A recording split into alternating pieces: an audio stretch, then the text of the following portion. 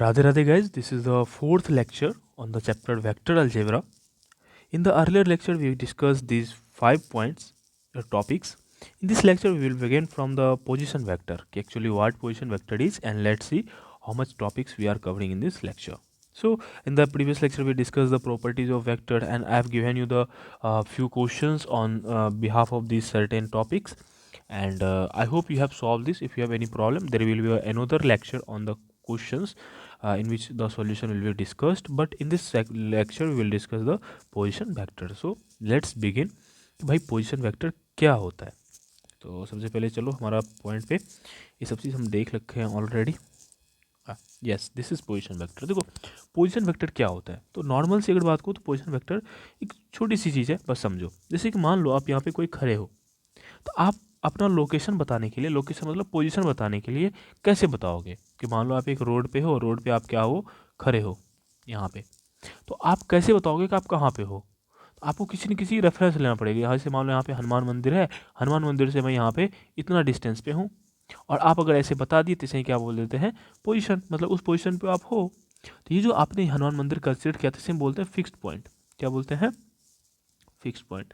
मतलब कि अगर किसी भी वस्तु का, किसी भी पॉइंट का, किसी भी चीज़ का अगर हमको पोजीशन बताना पड़ता है, तो उसके लिए कोई ना कोई रेफरेंस पॉइंट बताना पड़ेगा कि भाई ये यहाँ से यहाँ पे है.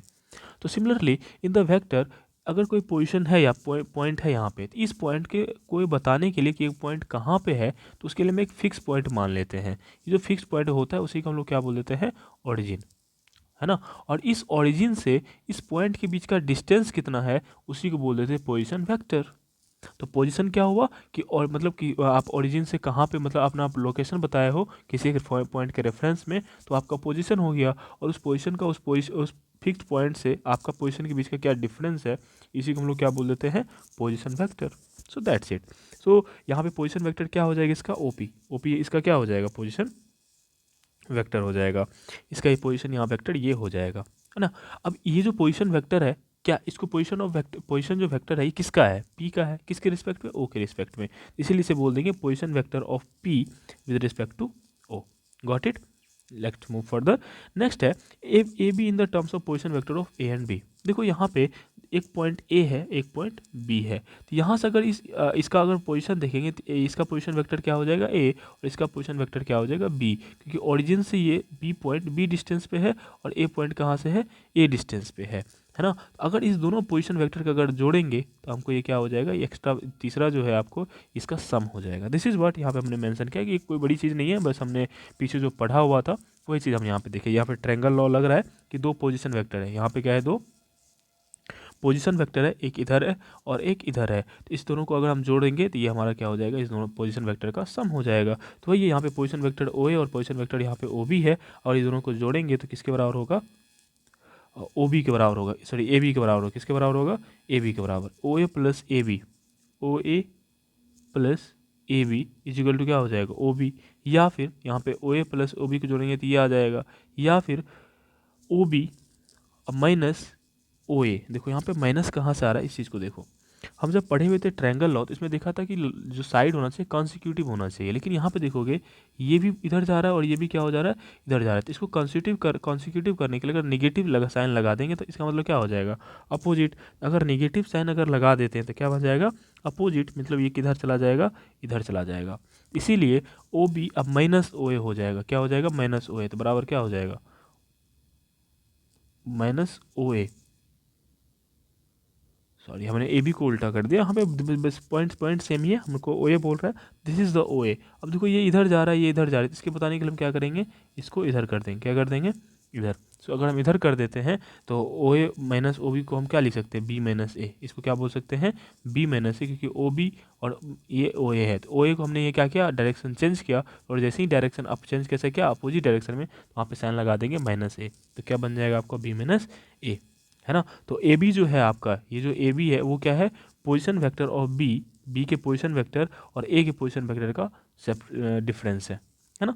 सिमिलरली ए बी का जो पोजीशन वेक्टर है वो क्या है, position vector of head minus position vector of tail. भाई ये भी कह सकते हो कि जो अब बी पोजीशन वेक्टर, इसका ये हेड यहाँ पे है और यहाँ पे टेल क्या है, इसका है. तो इसका हेड और इसके टेल का पोजीशन वेक्टर का डिफरेंस है ये. तो दैट्स इट. नेक्स्ट करें position vector of dividing point. जैसे कि मान लो हमारा एक पॉइंट ए है, एक पॉइंट क्या है, बी है।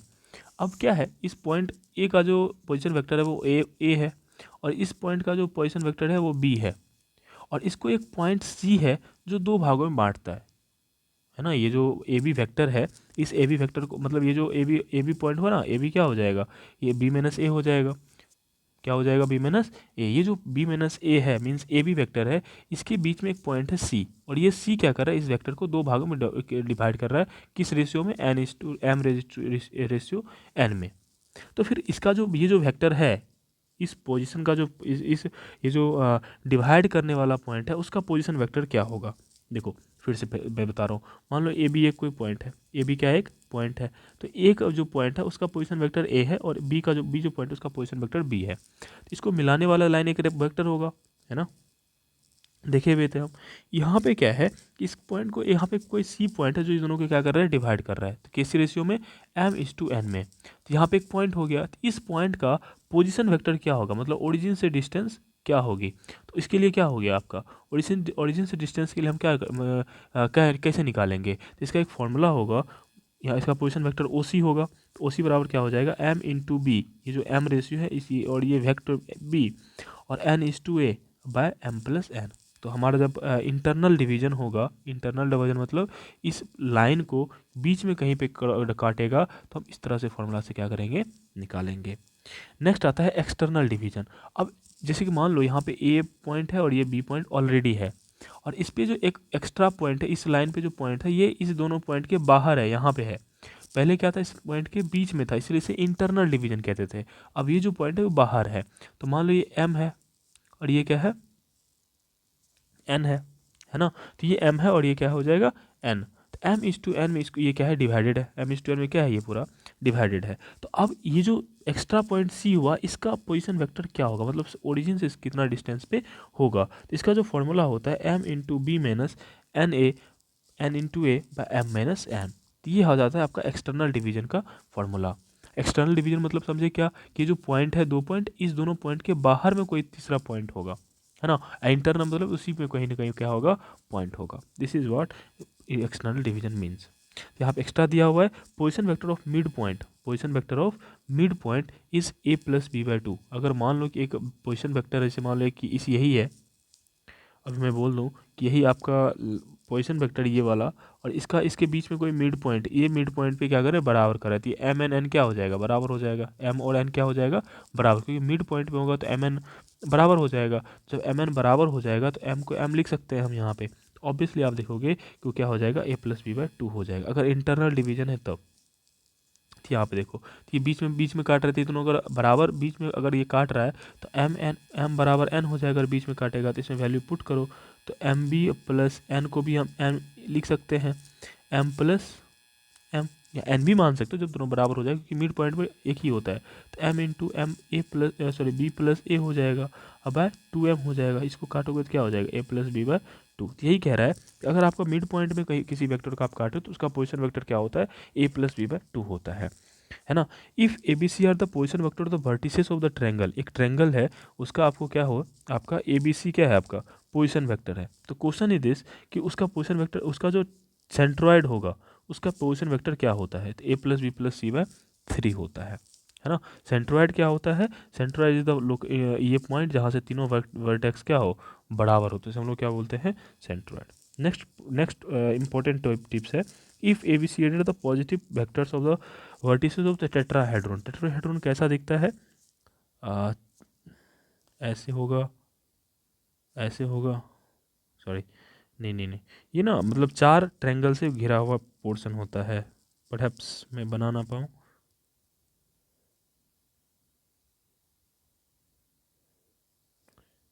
ऐसा होता है, मतलब ये देखो, एक ट्रायंगल बनाओ, ये क्या करो, ट्रायंगल बनाओ, तो यहाँ से भी एक साइड खड़ा होता है, यहाँ से भी एक साइड खड़ा होता है, यहाँ से भी क्या होता है, खड़ा होता है, तो ये पूरा पूरा ये मतलब ये बन जाता है। मैं टेट्राहेड्रॉन बनाने में असमर्थ हूँ, आप गूगल करके देख लेना टेट्राहेड्रॉन कैसा होता है। तो अगर उसका उसमें चार वर्टेक्स होते हैं, उसमें चारों vertex A B C D है है ना, उस टेट्राहेड्रॉन का।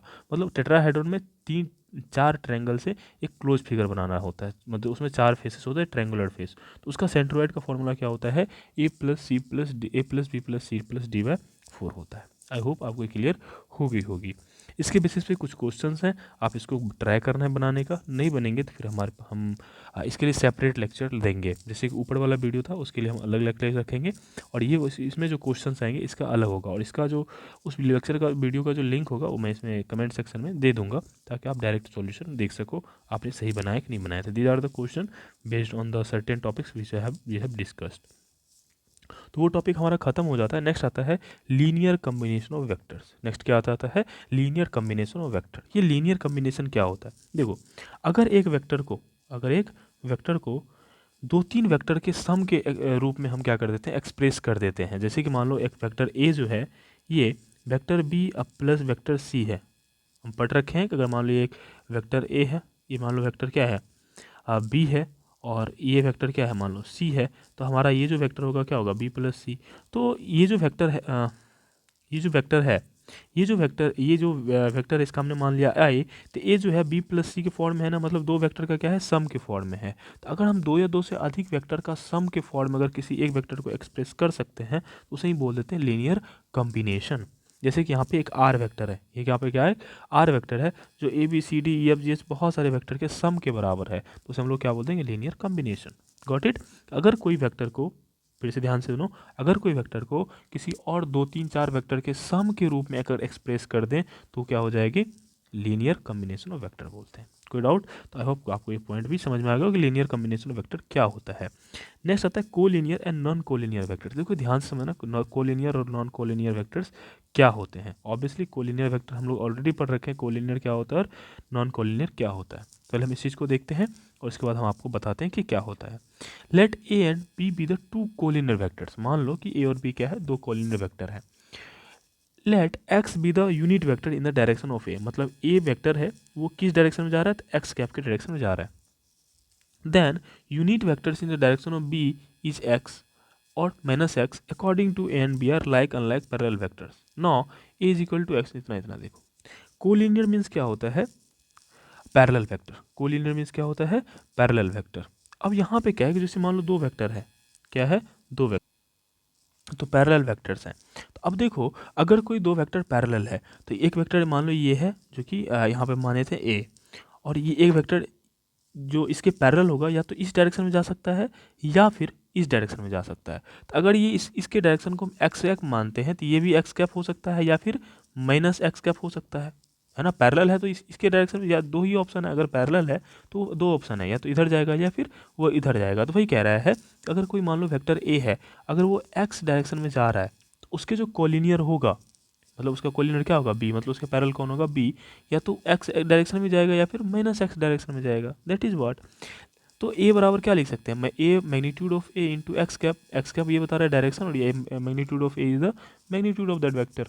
और यहाँ पे देखो बी जो है या तो एक्स प्लस में जा सकता है या प्लस ये बी वाला क्या हो सकता है माइनस में जा सकता है, क्योंकि एक ही ऑप्शन है। अगर इस वेक्टर के पैरेलल कोई वेक्टर जाएगा तो या तो इधर जाएगा या फिर इधर जाएगा, इसे बोलते हैं एंटी पैरेलल बातेवर। तो फिर क्या हो जाएगा, तो माइनस साइन लग जाएगा, तो प्लस माइनस यहाँ पे दोनों आ सकते हैं, तो ये हो जाएंगे कोलिनियर वेक्टर। अगर हम यहाँ पे देखेंगे तो ए बराबर क्या लिख सकते हैं, ए बराबर क्या लिख सकते हैं, हमको एक्स कैप लाना है, क्या लाना है एक्स कैप। तो व्हाट कुड आई डू, तो हम इस एक्स कैप के बदले हम एक काम कर देते हैं। देखो ध्यान से देखो है क्या ना, एक और चीज़ मैं मेंशन करना चाह रहा हूँ कि जितना भी चीज़ें टॉपिक्स हैं, तो देखो वेक्टर्स में बहुत सारे टॉपिक्स हैं। कुछ कुछ टॉपिक्स जो होते हैं वो हम एट अ टाइम नहीं बता पाते हैं, जो नहीं है। तो हम आगे और भी लेक्चर्स आने वाले हैं, हर एक चीज़ें इस पीडीएफ में है, तो हो सकता है अभी मैं ना बताऊं तो आगे आने वाले पीडीएफ में चैप्टर्स में होंगे। अब बस कंसिस्टेंट के साथ आप पूरा लेक्चर्स देखो जो भी सीरीज आ रहे हैं, उसके बाद आपको कोई डाउट नहीं रहेगा, आई गारंटी यू। अब देखो यहाँ पे तो ए इज इक्वल टू क्या है magnitude of A into X cap.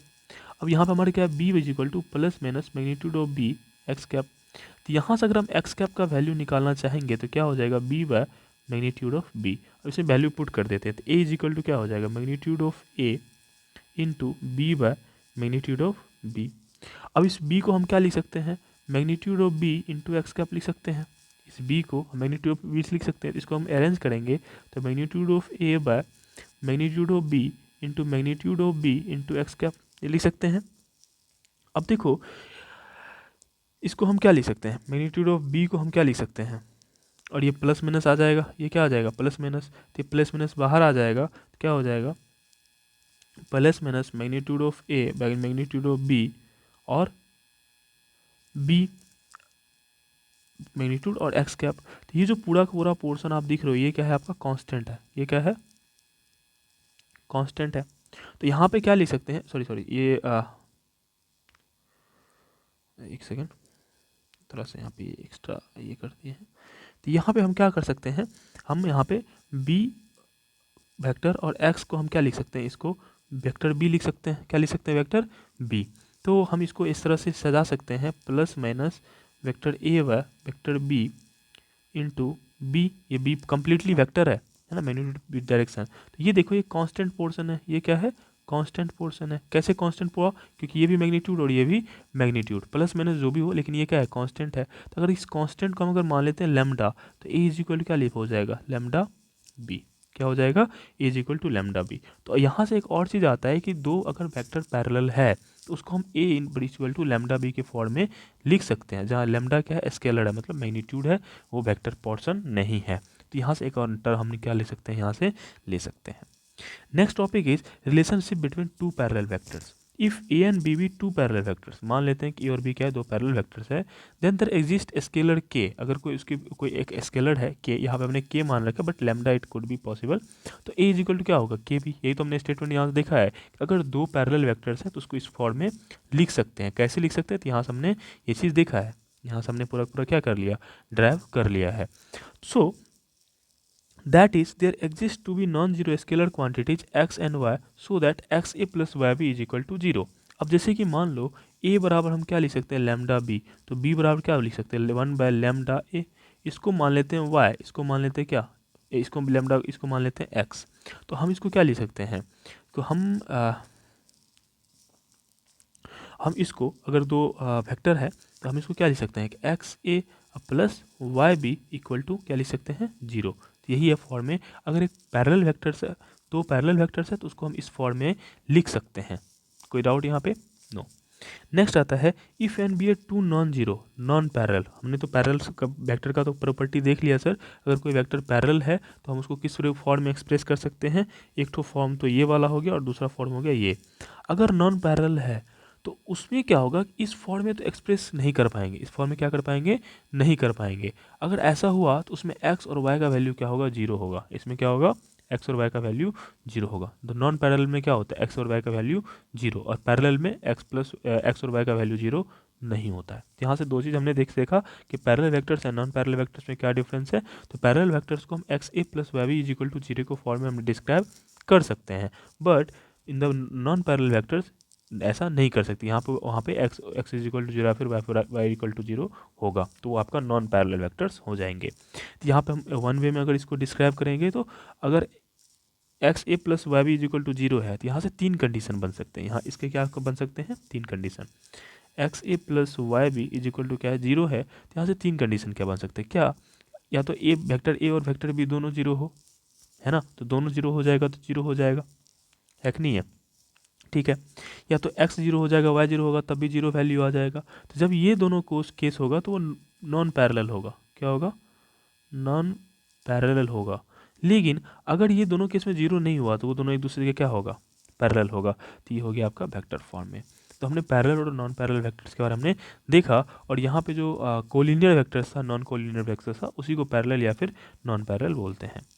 Next आता है अगर हम इसको कंपोनेंट के फॉर्म में देखें, ये तो वेक्टर फॉर्म में हुआ, क्या हुआ वेक्टर फॉर्म में कि दो पैरेलल वेक्टर है वो किस फॉर्म में एग्जिस्ट करेगा। तो हमने दो देखा था ये एंड ये वेक्टर फॉर्म में हुआ। Now it's time to know about the component form. Component form, अगर दो वेक्टर पैरेलल है तो कंपोनेंट फॉर्म में उसको कैसे डिस्क्राइब करेंगे। तो यहाँ पे एक एग्जांपल ले रखे हैं कि मान लो ए कोई वेक्टर है जो कि लीनियर कम्बिनेशन है किसका A1 i cap A2 j cap और A3 k कैप। और b इज इक्वल टू हो जाएगा b1 i का b2 j का b3 k का। ये दो वेक्टर्स हैं। और देखो लीनियर कॉम्बिनेशन मतलब क्या होगा कि ये तीन वेक्टर के से मिलके बना हुआ है, ये भी तीन वेक्टर से मिलके बना हुआ है। तो हमने पढ़ा था कि अगर कोई एक वेक्टर को दो या दो से अधिक वेक्टर के सम के फॉर्म में अगर एक्सप्रेस कर सके तो वो क्या हो जाता है, लीनियर कॉम्बिनेशन कहते हैं। तो this is called linear combination. कोई दिक्कत यहाँ तक नहीं है। चलो अगर ये कंडीशन, अब देखो हम समझेंगे ये दोनों पैरेलल कब होगा। तो अगर ये वेक्टर और ये वेक्टर पैरेलल होगा तो ये कंडीशन को हमेशा फॉलो करेगा। क्लास 10th मैथ्स में भी है ये, शायद क्लास 10th 11 में थे कि अगर दो वेक्टर है, मतलब वहाँ पे ना आपको वेक्टर ना बोल के इक्वेशन दिया जाता है और कुछ नहीं है, बट कंसेप्ट वही है कि अगर दो लाइन क्या है, पैरेलल है, तो वेक्टर पैरेलल है, तो वो किस फॉर्म में होगा, a1 बाय b1 बराबर a2 बाय b2 बराबर a3 बाय b3। ये किस फॉर्म में हम पैरेलल वेक्टर्स के प्रॉपर्टी को देख रहे हैं, कंपोनेंट फॉर्म में, और ये कौन फॉर्म में था, वेक्टर फॉर्म में। नेक्स्ट टॉपिक है test of collinearity of 3 points. Collinear मतलब क्या होता है, पैरेलल, कि दो वेक्टर क्या है, पैरेलल है। अब क्या है कि हम कोई भी वेक्टर कोलिनियर है हम कैसे फाइंड कर सकते हैं। तो अब जैसे मान लो कि तीन ठो कोई पोजीशन वेक्टर है A B C sorry are collinear. हम क्या मान लेते हैं कि तीन पॉइंट है जो कि क्या है, कोलिनियर है। तो ये कोलिनियर तभी होगा जब इसके जो स्केलर्स होंगे, इसके जो स्केलर्स होंगे सभी जीरो नहीं होगा। सभी क्या होगा, जीरो नहीं होगा। मैं कंडीशन बता रहा हूँ कि कोई भी वेक्टर्स कोलिनियर कब होंगे। तो तीन वेक्टर का मैं एग्जांपल ले रहा हूँ। तीन कोई पोजीशन वेक्टर है, ये कोलिनियर कब होगा, जब इसके जो कंपोनेंट हैं वो सभी जीरो नहीं होगा। एक हो सकता है बट सभी जीरो नहीं हो सकता है। तब ये X A plus Y B plus Z C is equal to zero, और साथ ही साथ X plus Y plus Z zero, ये दोनों कंडीशन को फुलफिल करेगा। हमने तीन चीज़ देखा। हमने अगर मान लो कि तीन वेक्टर है यहाँ पे और तीनों कोलिनियर है, तो हम कैसे टेस्ट करेंगे। तो टेस्ट करने के लिए तो पहले ये देखना पड़ेगा कि इसमें एक्स वाई जेड तीनों जीरो नहीं होना चाहिए। अगर जीरो हुआ तो फिर कोलिनियर नहीं हुआ, क्योंकि हमने ऑलरेडी देखा हुआ था कि अगर एक्स यहाँ पे, अब हमने यहाँ पे देखा हुआ था कि अगर x A plus Y B is equal to zero है और एक्स और वाई का वैल्यू जीरो हो गया तो नॉन पैरेलल था ना। और नॉन पैरेलल को ही क्या बोलते हैं, कोलिनियर, नॉन कोलिनियर बोलते हैं। तो पहला कंडीशन तो ये फुलफिल होना चाहिए भाई कि कोलिनियर अगर होगा तो उसमें जो कंपोनेंट होंगे वो जीरो नहीं होंगे। ठीक है। सेकंड पॉइंट, वो किस फॉर्म में एग्जिस्ट करेगा, एक्स ए plus Y B plus Z C पर इज इक्वल टू जीरो के फॉर्म में एग्जिस्ट करेगा। इसके साथ साथ एक और कंडीशन है कि ये जो तीनों स्केलर्स हैं, इस तीनों स्केलर का सम किसके बराबर होगा, जीरो के बराबर होगा। इस तीनों का स्केलर किसके किसके बराबर होगा, जीरो के बराबर होगा। तो अगर ये कंडीशन फुलफिल कर रहा है तो हम ये कह सकते हैं कि वो क्या होंगे, कोलिनियर होंगे। कोई डाउट तो आप यहाँ से निकाल सकते हो। दूसरा दूसरा दूसरा तरीका है, ये पहला तरीका हो गया कि पहले देखना है कि उसके जो स्केलर्स हैं नॉन जीरो हैं। दूसरा, क्या ये फॉर्म में एग्जिस्ट कर रहा है, और तीसरा ये फॉर्म में है या फिर नहीं। ठीक है, अगर ऐसा है तो वो कोलिनियर है। दूसरा तरीका है, अगर मान लो कि ये दो, एक वेक्टर है, ये दो वेक्टर, ये तीसरा वेक्टर है, हमको चेक करना है कोलिनियर है कि नहीं है। तो सिंपल से क्या करो, इसका डिटर्मिनेंट निकाल दो। अगर उसका डिटर्मिनेंट जीरो आता है तो मीन्स वो क्या हो जाएंगे, कोलिनियर होंगे। कोई दिक्कत, दैट्स इट।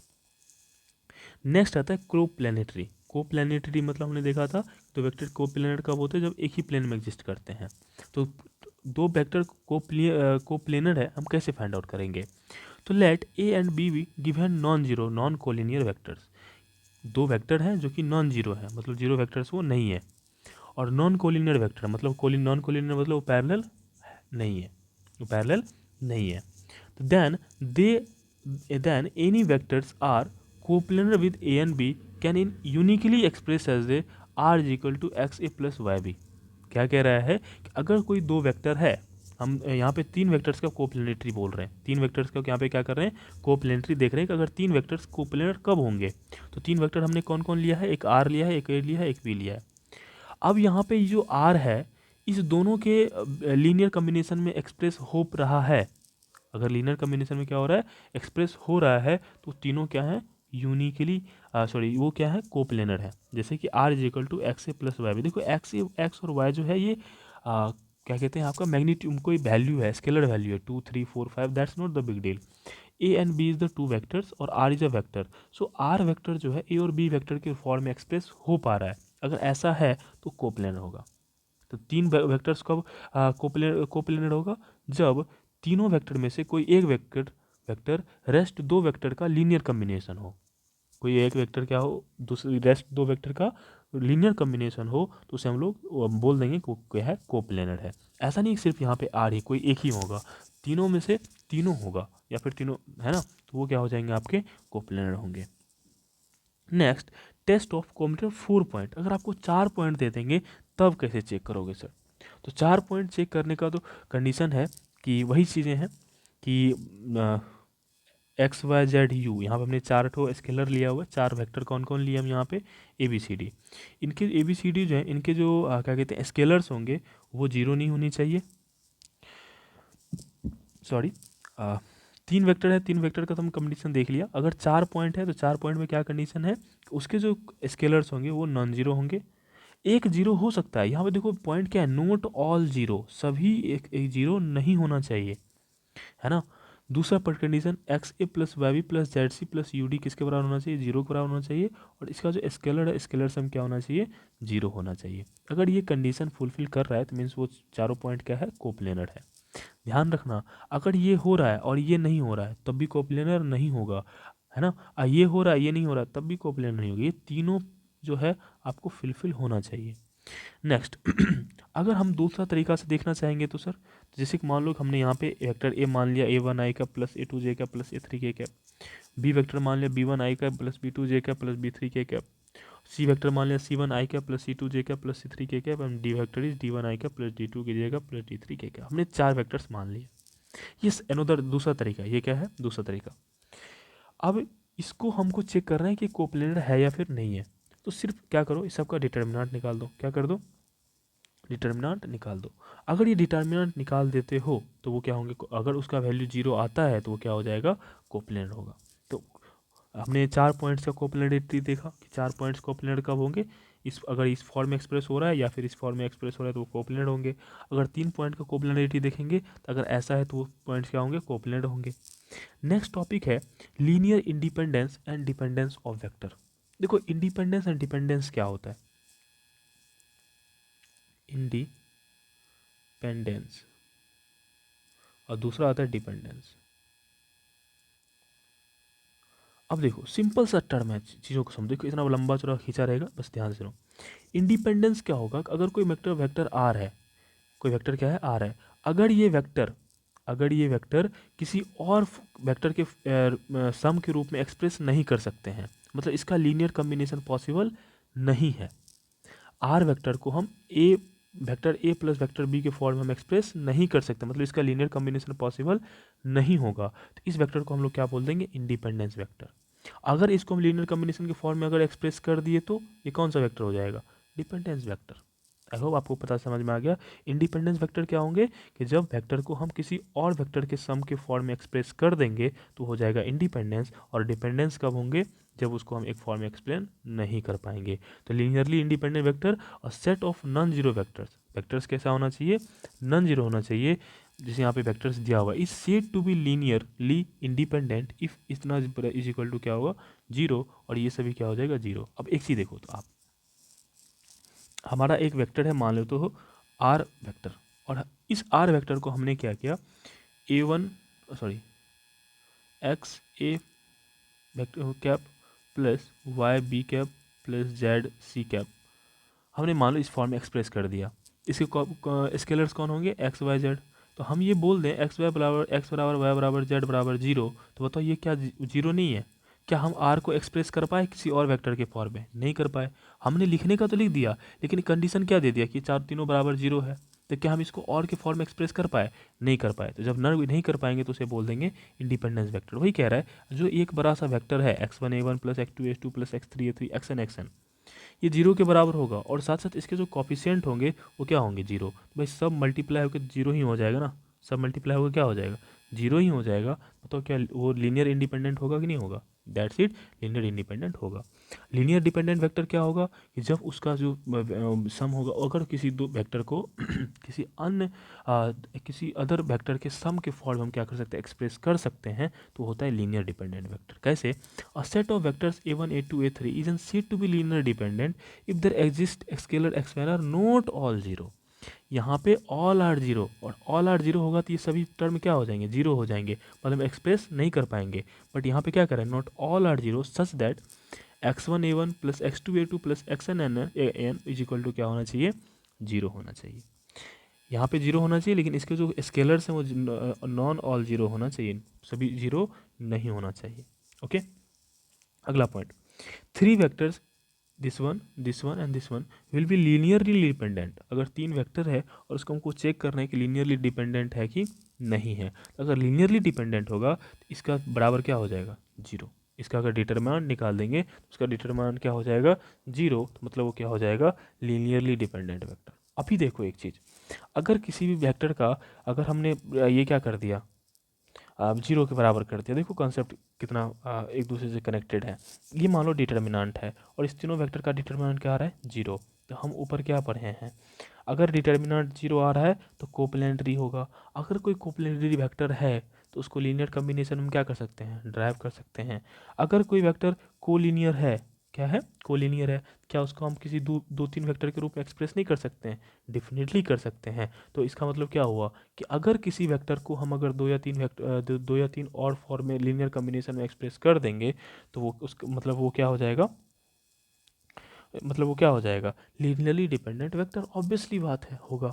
तो यही चीज़ कोई एक्स्ट्रा चीज़ नहीं है। अगर आपको कुछ वेक्टर्स दिया हुआ है, अगर उसका डिटरमिनेंट जीरो आ रहा है तो मतलब वो कोप्लेनर होगा या कोलिनियर होगा, and coplanar and collinear vectors are always dependent, मतलब उसको किसी और फॉर्म में एक्सप्रेस कर सकते हैं, लेकिन यहाँ पे एक्सप्रेस कर ही नहीं सकते। तो this is linear dependent and linear independent vectors. यहाँ पे कुछ प्रॉपर्टीज आते हैं, कुछ प्रॉपर्टीज देखते हैं linear independent linear dependent vectors के। पांच प्रॉपर्टीज कौन कौन, two non zero non collinear vectors are linearly independent, ना ही कोलिनियर हो। देखो अभी जस्ट पॉइंट मैच करिएगा कि नहीं पड़ेगा, अगर ये वैल्यू फुलफिल कर रहा है, इसका डिटरमिनेंट जीरो आ रहा है, तो ये क्या हो गया, कोलिनियर हो जाएगा, कोलिनियर हो जाएगा ना। तो कोलिनियर वेक्टर तो डिपेंडेंट हो गया, कौन हो गया, डिपेंडेंट। अगर कोलिनियर नहीं हुआ तो क्या हो जाएगा, इंडिपेंडेंट। तो पहला प्रॉपर्टी। दूसरा, two collinear vectors are linearly dependent, अगर कोलिनियरली है कोलिनियर है तो डिपेंडेंट होगा, हमने यहाँ देखा। Any three non coplanar vectors are linearly independent, अगर कोई तीन नॉन पोलर है, अभी जस्ट देखो यहाँ पे हमने यहाँ पे क्या बता, नॉन कोपोलर, अगर कोपोलर होगा तो ये जीरो हो गया, और कोपोलर जीरो होगा तो डिपेंडेंट होगा। बोल रहा है कोपोलर नहीं होगा, तो कोपोलर नहीं होगा तो इसका डिटरमिनेंट जीरो नहीं हुआ, तो मतलब वो क्या हो जाएगा, इंडिपेंडेंट हो जाएगा। तो वही कह रहा है थ्री नॉन कोप्लेनर, अगर कोई कोप्लेनर नहीं है तो लीनियरली इंडिपेंडेंट होगा, क्योंकि देखो डिपेंडेंट का होने का कंडीशन क्या है, डिटरमिनेंट जीरो होना चाहिए। अगर डिटरमिनेंट जीरो हो रहा है तो वो क्या होना चाहिए, होता है कोप्लेनर होता है। यहाँ पे कह रहे हैं कोप्लेनर नहीं है, तो कोप्लेनर नहीं है तो इंडिपेंडेंट होगा।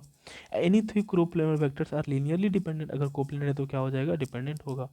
Any four vectors in three dimensions are linearly dependent, अगर कोई चार वेक्टर है और वो थ्री डायमेंशनल स्पेस में है तो वो क्या हो जाएंगे, लीनियरली डिपेंडेंट होंगे। This is the properties of the linear independent dependent vector. देखो यहाँ से कुछ क्वेश्चंस बनाने में मदद आते हैं, जो आप क्वेश्चन सॉल्व करोगे, इसमें बहुत सारे क्वेश्चंस हम इस पे टॉपिक्स पे दे रखे हैं, हर एक टॉपिक्स का अलग अलग सेपरेट सॉल्यूशन, इसको एग्जांपल का सॉल्यूशन है, मैंने इसमें सॉल्यूशन भी दे रखा है, आप स्क्रीनशॉट लेके देख सकते हो ताकि आपको बनाने में सहूलियत हो। हम देखेंगे इन सब का वीडियो सेपरेटली अपलोड कर देंगे, और उसका जो लिंक होगा वो आपके कमेंट सेक्शन में मिल जाएगा। By the way you should have to try, आपको आंसर सॉल्यूशन नहीं देखना चाहिए, पहले क्वेश्चन से आप बनाओ पहले, और आई होप क्वेश्चन बनेंगे। और सभी बेस्ट क्वेश्चन है, राजस्थान पीईटी का क्वेश्चन है ना, मध्य प्रदेश ये IIT 1983, देखो कितना मस्त क्वेश्चन है ना। अब देखो ये चीज़ आपको बहुत अच्छा क्वेश्चन इसमें मैंने ऑलरेडी अटैच कर रखे हैं, तो आपको खुद से बनाना है, फिर नहीं होगा तो इसके लिए हम सेपरेट वीडियो अपलोड कर देंगे। आई होप आपको समझ में आ गई होगी, फिर मिलेंगे नेक्स्ट वीडियो में। Thank you so much for watching this video.